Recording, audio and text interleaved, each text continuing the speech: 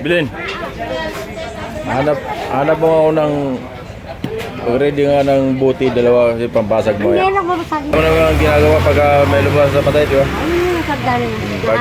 Paglabas ng patay, paglabas ng patay, sabihin mo sila, wala nang babalik. oo, ako bibriefing ko na yun mamaya. Kasi paglabas ng patay, wala nang babalikan dito. Diretso na nakalabas na yan. Muli dapat muli. Oo, nakapila na, oo. So, andito na yung mga pamilya ng yung mga utol. Ihatid na natin si utol sa bahay niya, sa pangalawang bahay niya. Maya ilang oras na lang. Nasa bahay niya na ni utol, sa bagong bahay ni utol.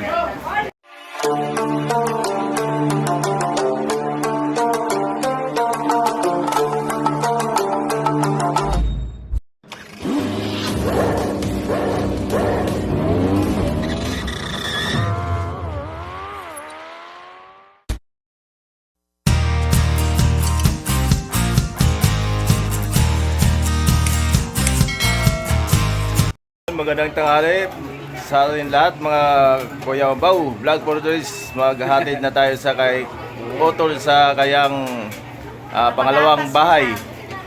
Ihatid natin yung utol natin sa kanyang tahanan sa pangalawang bahay niya. So mahuhuli natin masisilayan ng ating kapatid na sumasalangit na. So magpatuloy na lang sa kanyang tirahan, sa kanyang hantungan. Kaya ito, napiprepare na yung mga maghahatid sa tahanan ni utol, pangalawang tahanan ni utol.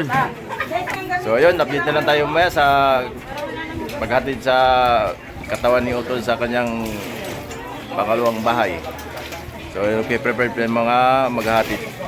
Alright? Yun, bago umalis, nagkainan muna kasi alas 2 pa yung hatid ni utol. So, nagkainan muna para medyo may lakas mamaya. So, ayan mamaya may papamigay sa mga sasabay sa paghatid. So, ito yung mga nakaputi na yan, mga kaanak ni utol yan. Lahat. So, marami pa doon sa labas mamaya. Kaya, kain muna kayo. Ito, tiyuhin namin. Pinsan ni mama. Namamama ko si Kuya Ariel na pinaka hindi mababaer sa buhay. Hindi kami nagmana dyan, mga babae. Ihatid na namin maya yung papa nito, si utol ba. So mamimiss na namin yung utol ko. Dahil ito naman yung panganay, advice ko naman sa kanya na siya ang pinakapanganay. Tibay lang sa tuloy lang ang buhay.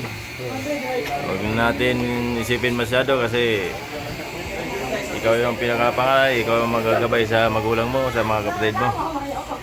Hindi na mawawala yun. Mahirap ang advice, umiyak si Kuya Mambaw eh. Ayan lang. Tigas-tigas na mo. Hindi ba natin pwedeng buhayin si Otto? Buhayin na lang natin alala. Tanging sa alala na lang mabuhay ang ating utol. Ito yung pinsan ko, yung alas kailan yata ng utol ko to. No? Kayo lang, no? So maliliit pa kami sa probinsya, para ito yung tiyuhin kong lumaki sa lula namin. Yung utol ko rin, lumaki rin sa lula namin yan. Kaya magkasama sila noon. Kami din ito kasi magkasunod na din kami. Kami pa yung nanghahabulan nun, nagsusuntukan nun ng mga kapanahunan. Dito yan sa ulo ko. Ito yung kapatid niya rin. Ako nakano yan. Ito sa eskwelahan. Di ba? Yung Sa eskwelahan, naalala na. Winner kami dalawa. Pag-ikot ko doon sa kala ko tatakbo sa kabila. Nagsalubungan. Ayan, nakaprepare na yung mga may bahay. Wala nang iwan din si utol. Dalhin niya yung dapat dalhin niya. Tol, dalhin mo na yung dapat dalhin niya. Huwag nang iwan ha, walang babalikan. Ano na yan? Dalhin mo na. Pati yung red horse dyan, dalhin mo na rin. Para wala ka nang, hindi mo na Wala ka nang gagabalain dito. O yan, mga pagkain. Iwan mo lang yung mga pagkain para mamaya. Kami dito mababait lang. Yan, si Jadi. Ikaw matangkad ka na. Ay, okay na pala. Yung pinaka-pugi ni Utol. Anak. Pinaka hipagbilas ni Utol. Yung girlfriend ni anak. Pamangkin. Manugang niya, manugang. Manugang. Wala, alam ni Utol, nagbablog tayo kaya ano eh. Mga nasa loob, alam na niyan kung sino-sino yan. Basta makita na kayo dyan. Makita na kayo sa camera, okay lang. Yan si Utol, andyan na sa gilid-gilid nyo. Tagayan nyo na. So ayun, punta tayo doon sa jeep. Punta natin yung mga prepare natin yung jeep para may masak na sila maya. Si alas 2 alis. Paalam na Utol, paalam.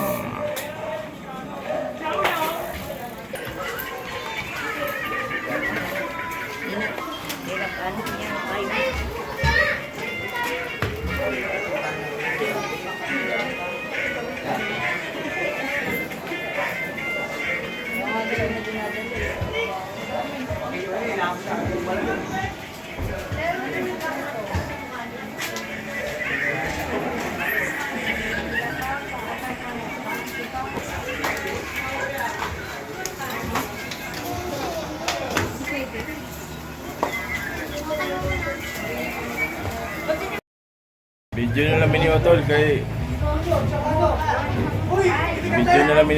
ano?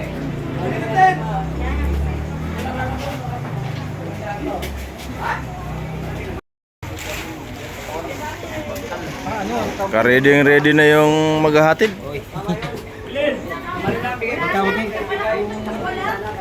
Pinsan namin. Alihi ba yun? Pinsan, itong pinakabunso ng pinsan niya, oh. Mga gwapong idol ko. Mga pinsanin. Yung pinsan din namin. Si Jason Gaske, anak ni Tiapi. Ngayon ko lang nakita rin ito eh. Gwapo mo po day. Minsan ko lang nakita. Pag pumupunta kasi dito, wala ako eh. Nagtataguan yata ako eh.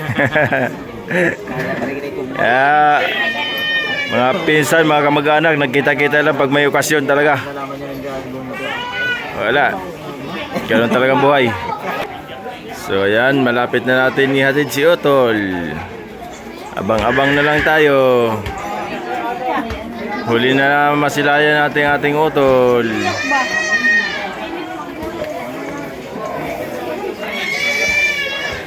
Kaya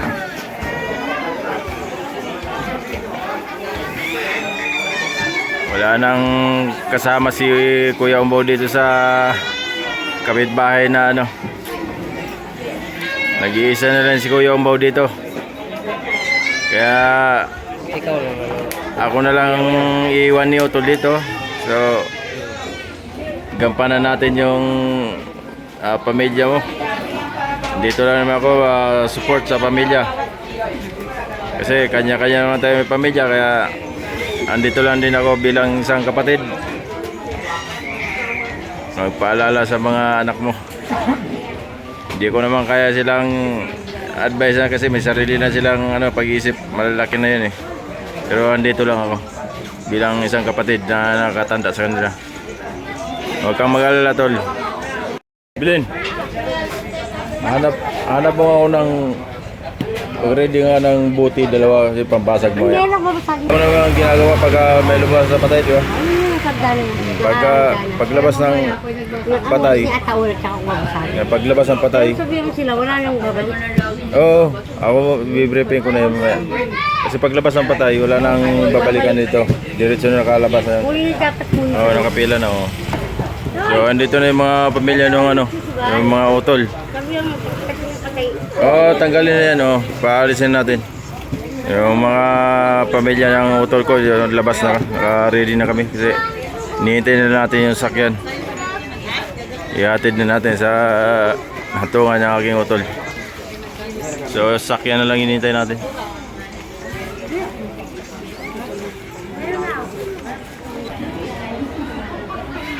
Oh. Paalala dyan, dapat wala na paglabas ng ano.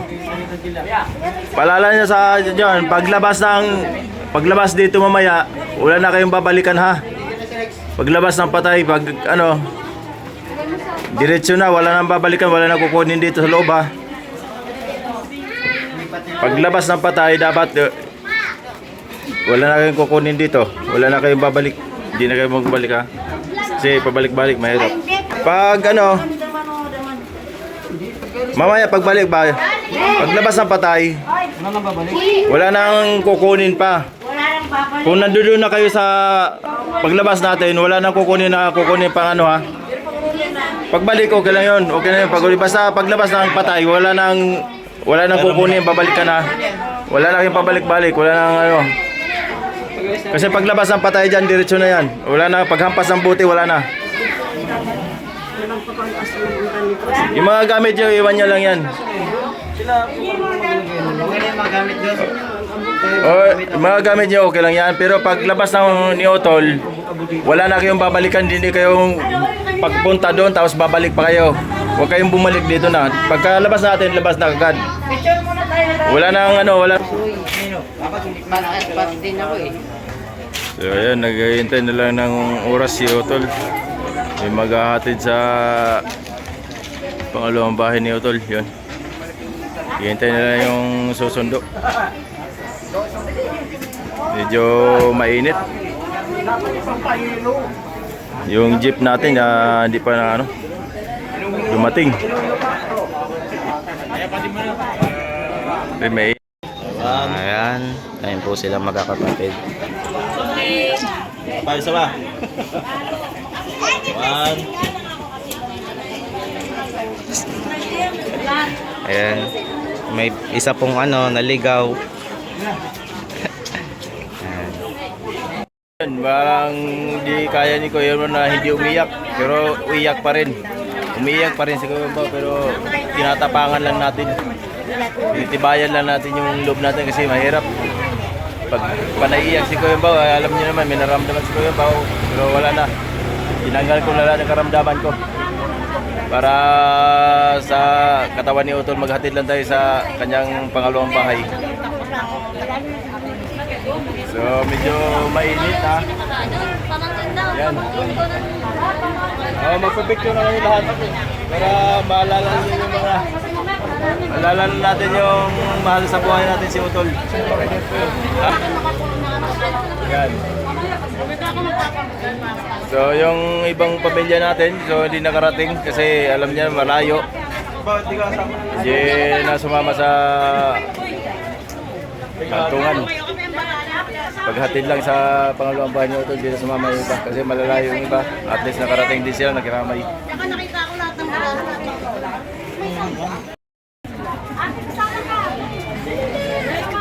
Dapat dito kayo nakatuon.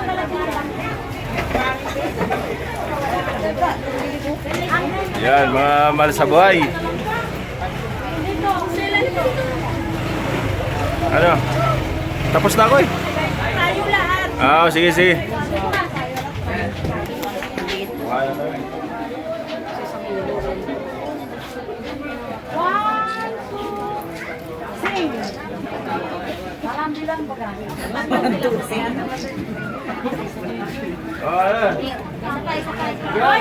Sasabi pa nga kayo eh.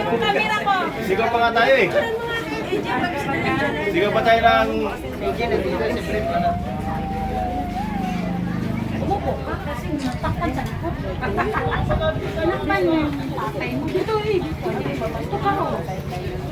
Ayan. Sirini dyan.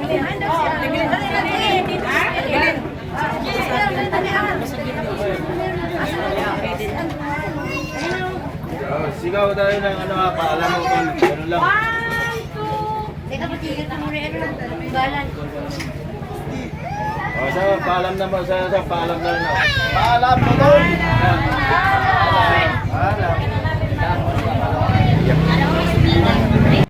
So, ayun na. Palabas na ang ano. Nakalabas na. Yan na. Pagka lumabas na kayo, wala na kayong babalikan dyan ha. Pagka labas na kayo, wala nang babalik dito ha. O, diretso na kayo doon. Diretso na.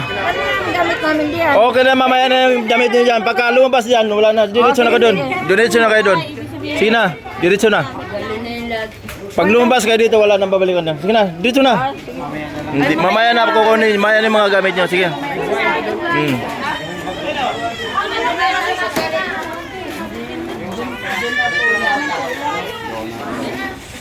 Basta ipadlock nyo lang yung mga ano dyan. Bahala na yung ano dyan makukuha. O yung bote dyan na ano ha. Ikaw na mag ano dyan. Sige. Sino daw? So naka-ready na yung ano natin.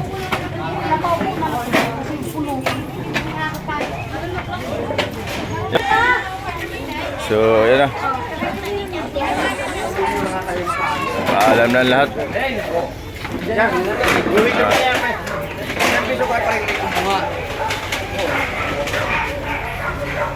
Ay, susundo na si Utol.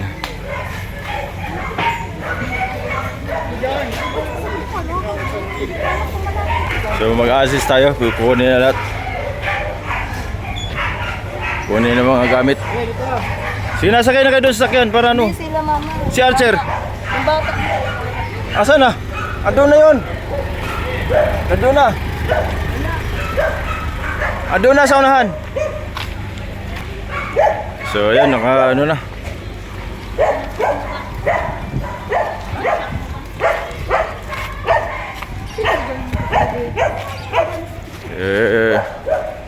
Yung mga kotse nito naka ano na to.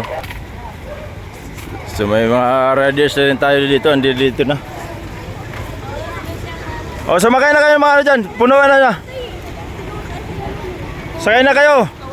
Kasi pag ano ng jeep, yung kulangin pa, may mga jeep pa doon.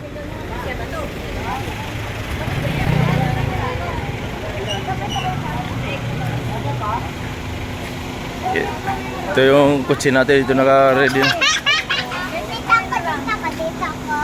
Asan ba si Maridela sa'yo? Sakay ka na. Sakay na kayo doon. Sumakay na kayo. Sakay na kayo doon. Yung mga riders natin, naka-ready na yung mga masisipag natin riders. Wala eh. Puno na eh. May jeep dyan, kuya. Ha? May jeep. Ay, may jeep dyan sa likod. Hindi, nagpapicture ko lang tayo. Yan, jeep. Ayun. Ilan jeep pa yan? So ayan, magre-ready na. Kulang yata yung jeep natin ah. So ayan mga jeep natin. Ilan pa jeep? Kulang pa yata. Kulang pa yata jeep natin. Wala pa naman si ano? Ha? Si J-Mac. Sa unahan. Wala pa yun? Sige. Dito na kaya ba sa ano? Load pa yata. Sinabihan ko na yung driver, sundan na lang kami para Oo. hindi ano. Lahat ng mga driver na ano, para wala di naman mahiwala yan. Oo, kasi paunahin. Dito na.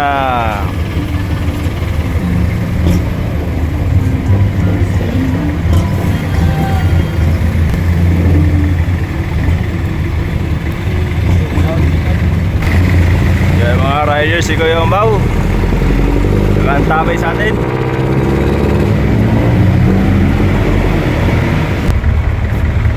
Apat yan sila. Ha? Apat yan sila. Awakat? Nag-iisa lang. Ha? Apat silang lalaki, nag-iisa lang. Nabawasan ng pogi yung Umbaw ah. Tay.